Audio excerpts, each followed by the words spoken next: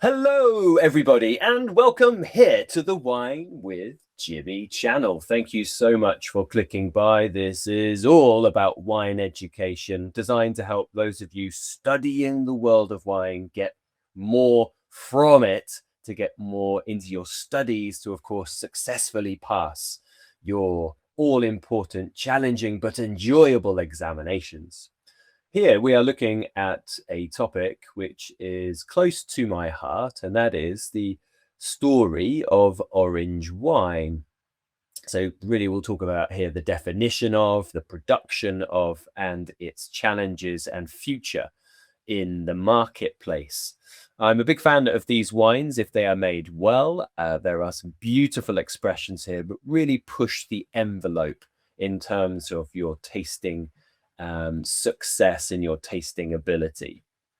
So we are looking at this as a part of what's called the WSET Diploma D6 assignment, which is what they call the research paper, but really it's a written assignment which completes your diploma. And here you'll see the 2026 end of July submission on orange wine. This is a great topic, actually, which I'm really pleased that WSET has chosen for students to explore.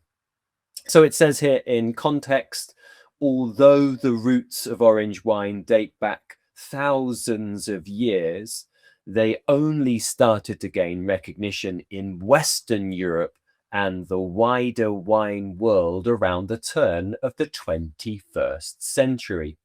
The term orange wine was established a few years later in 2004. I'll talk about that actually by a UK importer. And since then, there has been a steady increase in the style globally, albeit from a small base. The growth has made orange wine an accepted part of the wine industry. There's instruction to candidates, and then you'll see at the bottom the required sections and allocation of marks, split into 3 areas, which I'll go into greater detail very shortly. If you have any comments or questions, please do get in touch. You can comment or leave your question in the comment section below this video. This is a free video as a part of the series, and all other videos in this series, that's parts 2 to 4, are only to subscribers of this module on the Wine with Jimmy e-learning portal. So this is what I'm going to go through here. I'm going to talk about really the definition of orange wine. And in this video, just this first part of this question 1. So what is meant by the term orange wine? You'll see that they allocate 25% marks for this first part, 25% in the first mark, 30% in the second, 30% in the third, and then 15% for presentation and structure. So yes, this is the series ahead that we will be looking at. So this is what is orange wine. And you'll see actually question 1 or part 1 of that assignment paper, I've actually spread over 2 bits here. So part 1 and part 2. Now these are tutor-led videos, parts 1 to 4. This video is free. Parts 2, 3, and 4 are available only on Wine with Jimmy if you subscribe. Plus, there are lots of interviews that me and my team have done with key producers and critiques and press types of orange wine, and that's available on the Wine with Jimmy portal. So first of all, orange wine, and what is orange wine? Now, in that context section earlier, it was mentioned that wine goes back in terms of orange wine thousands of years, but it is a more modern contemporary renaissance that this category has gone through. And there is certainly an assertion by some people that it's a fad or a fashion, and I think that is misconceived. In places like Friuli and neighboring Slovenian Brda, maceration of white grapes is as old as the Collio Hills. And there is a practical basis behind that, because this methodology of utilizing white grapes with skin contact means that you are able to increase the ageability and longevity of the wine, because you are bringing in more antioxidants and the natural preservative of tannin into the wine. In 1844, Matjaž Vrtovac, a priest from the Vipava Valley, listed the benefits in his manual, which was called Winemaking for Slovenians. And he recommended maceration on skins from 1 day to 30 days, noting that it improved flavor and durability of the wine and ensuring it will ferment to dryness because there is access to more nutrients. So let's bring in the etymology here, the name orange wine. So what is the term orange wine versus amber wine and versus skin contact wine or macerated wine? They are all meaning the same thing. It's just a different description. Whereas we have a group name for white, we have pink, and we have red, obviously with variability on language, here there's much more diversity about what to call this category. So the key thing to remember here is that it is made from a process where the grapes used for white wines are macerated on the skins as if it were making a red wine. This is an ancient technique which has been utilized since antiquity, often used to help preserve a wine. And you'll see the three major things here that you'll get. You get an increased amount of aromatics. Sometimes they can be volatile. You get an increased amount of tannin or mouthfeel or body structure. And of course, what we're looking at here for the etymology of the name orange wine, we get increased amount of color. And you see here, I've included the book by a friend of mine, Simon J. Wolfe, who wrote The Amber Revolution, very successful book, which has been utilized for this series in great detail. It's well worth picking up a copy of this book for your own information and, of course, study and research. And, of course, he's chosen, amongst, of course, interviewing multiple people, to call the wines amber. So it means the same thing. It's just different terminology. Orange, of course, can have negative connotations around the actual fruit, for example, orange, whereas amber often can be a little bit more associated with aged whites or sweet wines. So there is often difficulties in both of those. And that's what I mean here by variability. The first thing to mention is that in 2004, the popular term orange wine was first coined by a British wine importer from Rayburn Fine Wines. That's David Harvey, another good friend of mine. The terminology does not just cover the color orange, as you'll see from your, let's say, usual suspects lineup on your slide. So it's applicable to any wine that has gone through skin contact. This may be for a few hours to many months.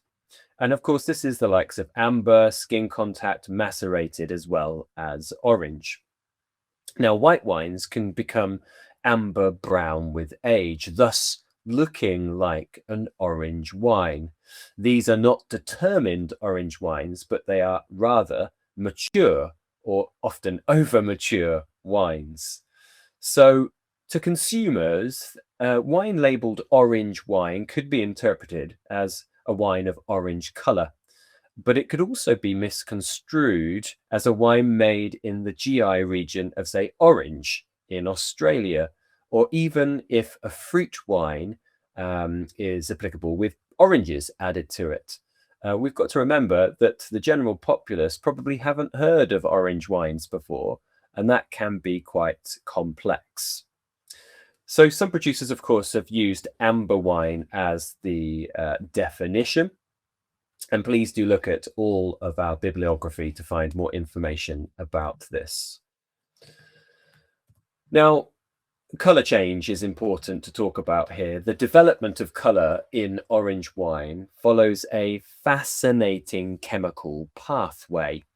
During the initial phase of maceration, flavonoid extraction combines with oxidative browning processes as polymerization begins. As the wine matures, polymeric compounds form, deepening the color and increasing its stability. And this process is complemented by the integration of oxidative elements, resulting in the distinctive ambery orangey hues that you'll see in these orange wines. Environmental factors can significantly influence these chemical transformations as well. And that's something I'll talk a bit more in greater detail in the second part when we talk about winemaking techniques. And this is all around the temperature, for example, the amount of maceration contact that the skins will have for the wine. Also, it's important to know about the increased aromatics. The aromatic profile of orange wines emerges through the release and transformation of various compound classes.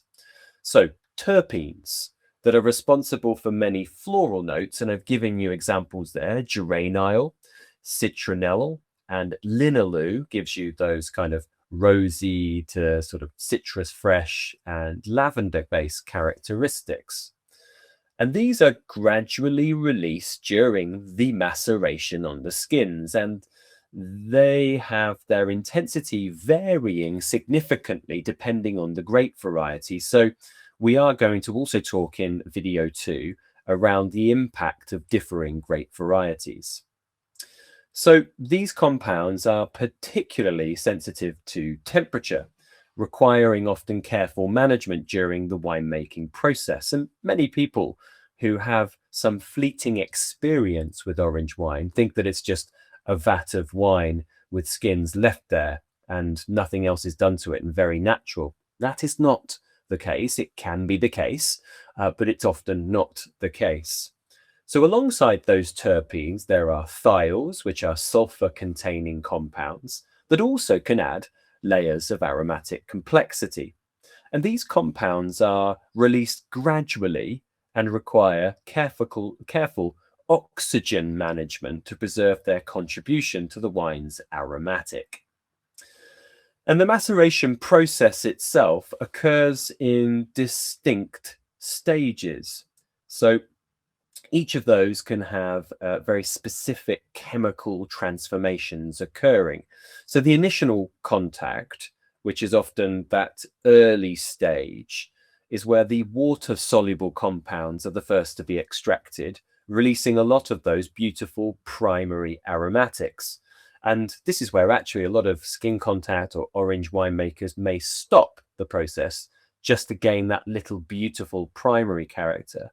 And in fact, this is a process which is happening much more than you realize in non-orange winemaking, so normal white winemaking. So for example, you've only got to look at Albarino in Rías Baixas in Galicia, Spain, where many of these Albarinos now are going through sort of, 3 hours to 24 hours skin contact just to get more of those primary fruit compounds. As the maceration progresses into weeks, say weeks 1 to 4, you get more phenolic extraction. So this will give more structural elements to the wine and more tannic capability, of course, as well. Secondary aromatics will develop during this period, and the wine's distinctive texture begins to emerge. Now, extended contact lasting months in some styles, like Kvevrey in Georgia, for example, for 6 months, that can bring the most complex and profound transformations. So you get real intense polymerization occurring. And this is where you actually get a caramelization, often things like caramels and toffees and nuts coming through.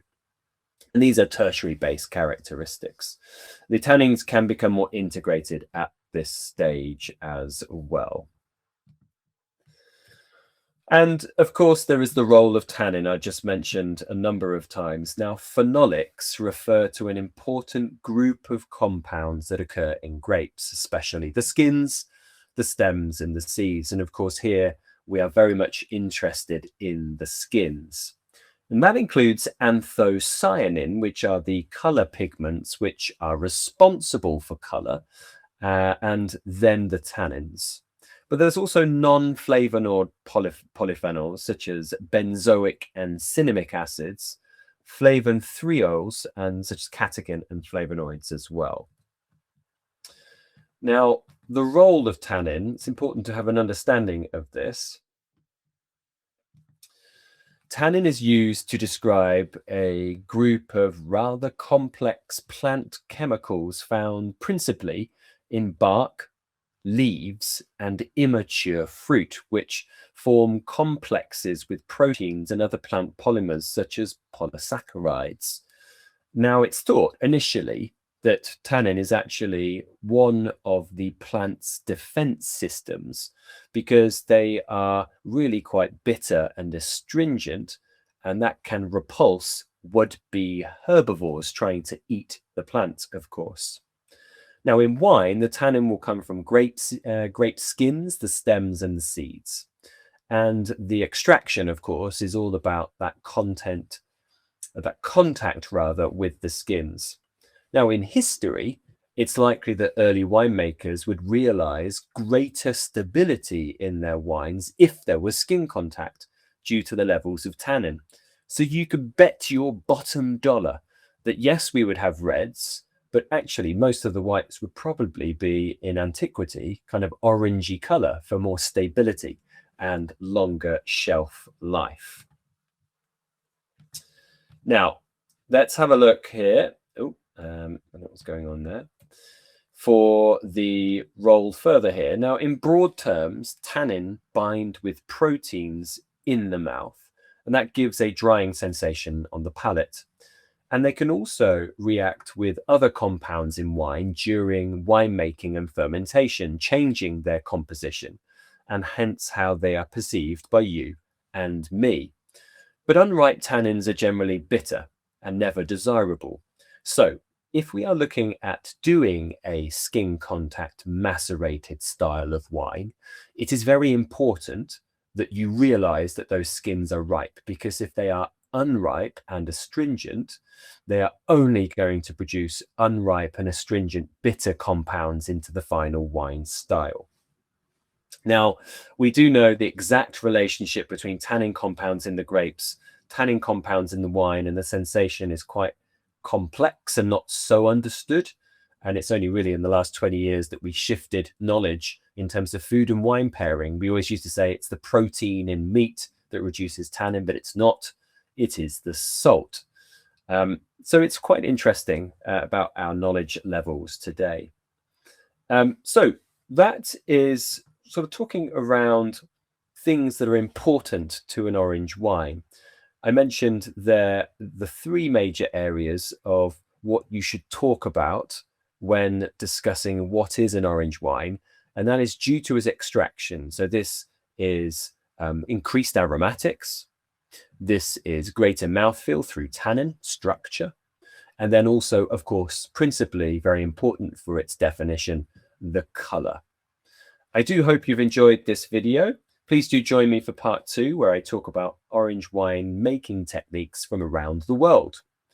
If you want to access this video and you have not subscribed to this module, you'll need to go across to the Wine with Jimmy e-learning portal, click on the specific D6 assignment for orange wine, sign up, and you will gain access to the exclusive videos plus all of the interviews with key producers that I have carried out. Thank you very much. Ciao for now.